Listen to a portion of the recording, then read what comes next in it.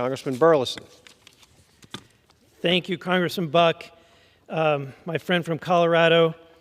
I'm from Missouri, the Show Me State, the home of Harry Truman, who said, "Once a government is committed to the principles of silencing the voice of opposition, it only has one way to go, and that is down the path of increasingly repressive measures until it becomes a source of terror to all of its citizens and creates a country where everyone lives in fear." This sounds like a nation we see in China or in Russia, but sadly, it's something that could happen in the United States if we are not vigilant here. You see, the First Amendment is this country's foundation. The diverse and competitive marketplace of ideas is the heartbeat that keeps this republic alive. You see, people need to be able to debate, to be able to challenge one another. And yes, it means, free speech means that people have the right to sometimes be wrong. Yet over the last few years, we in the United States have ceded power as a federal government to big tech entities, and we have executives from San Francisco to New York that have crowned themselves the free speech police for the rest of our nation.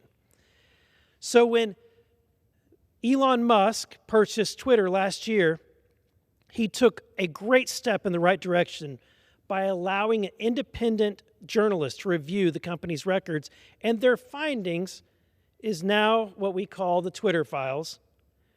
And it has confirmed what conservatives nationwide already knew that was going on, that big tech and the big government were working together with the left to silence conservative views and voices and to relegate them to being a second-class citizen. And in one instance, the reporter found that Twitter censored the Hunter Biden laptop scandal in the middle of the presidential election. Barry Weiss revealed that Twitter was indeed silencing conservative voices and shadow banning individuals. And perhaps what was most disturbing was that the FBI gave Twitter a list of accounts to shut down. But it doesn't stop there. Last year, the DHS, our own federal government, tried to set up its own disinformation board.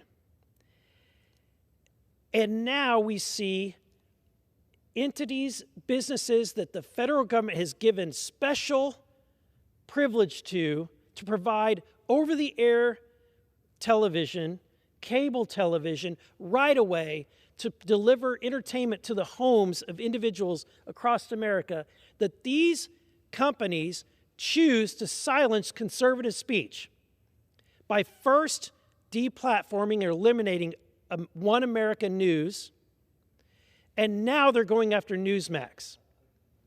You know, there's a famous quote about what happened during the Holocaust. When the Nazis first came for some, and people said nothing. And then eventually they'll come for you.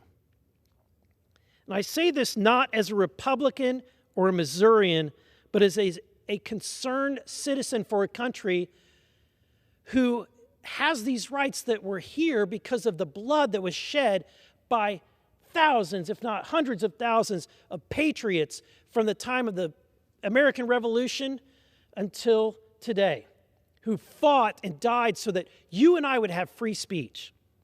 We must fight for all the attacks against the First Amendment and uphold the values that make this country so very special. And with that, I yield back to the great gentleman from Colorado. I thank the gentleman.